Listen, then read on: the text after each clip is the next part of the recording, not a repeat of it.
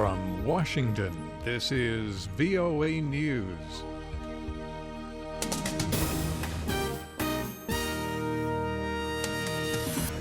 I'm Dave DeForest reporting Baghdad is under a state of emergency. Protesters occupy parts of the once secure international zone. Lawmakers have fled the area, and the Iraqi military is on high alert. Protesters led by Shi'ite cleric Muqtada al-Sadr had crowded the streets in front of the country's parliament building and had gathered in what is known as Celebration Square. By Sunday evening, the protesters temporarily ended their demonstration and started to withdraw from the area. The parliament takeover was the culmination of weeks of political wrangling and increasing instability.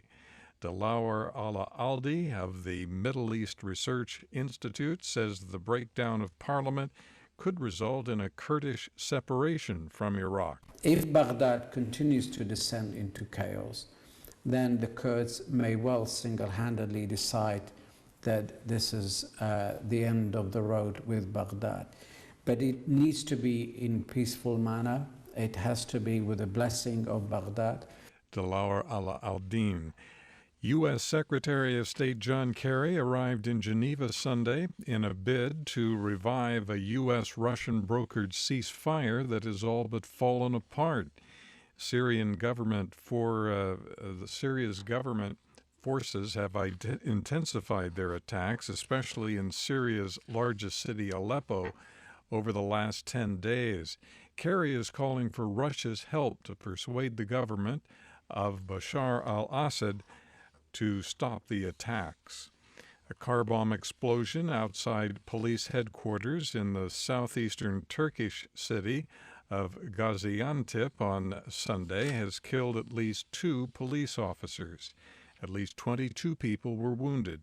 Turkish media quoted the local governor as saying many of those wounded were police officers. There was no immediate indication as to who carried out that attack. This is VOA News. Today is May Day, a day when workers and activists march in the streets and gather in city centers to honor laborers. From Moscow to Madrid, workers shouted their demands for higher wages, better working conditions, and more job security. A new U.S. political survey indicates that Republican frontrunner Donald Trump is surging ahead of a crucial Midwestern state of Indiana. Voters go to the polls this Tuesday for Indiana's presidential primary election. The NBC News Wall Street Journal Marist poll showed Trump with 49% support among Republicans in the state, compared to just 34% for Texas Senator Ted Cruz and 13% for Ohio Governor John Kasich.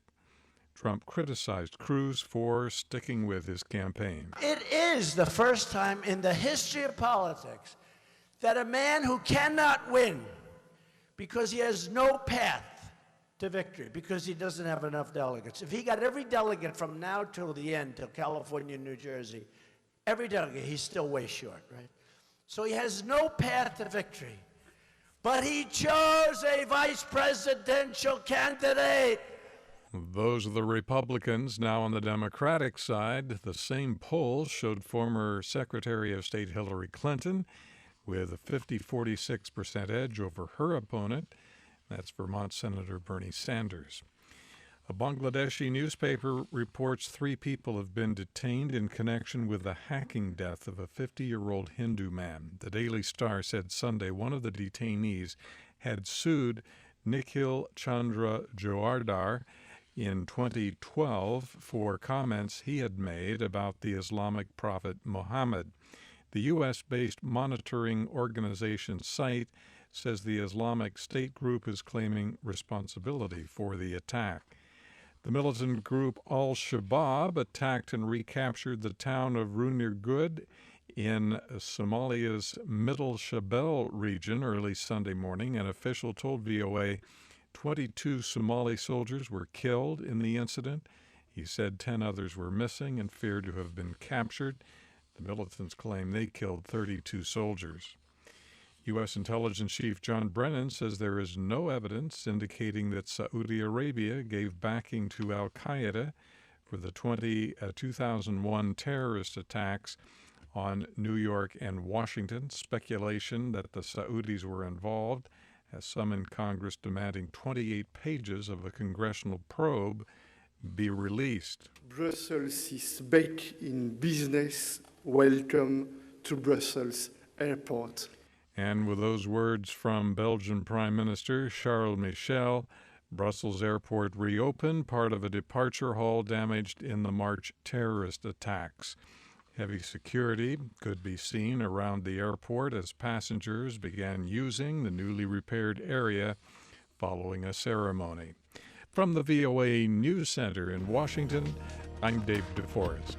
That's the latest world news from VOA.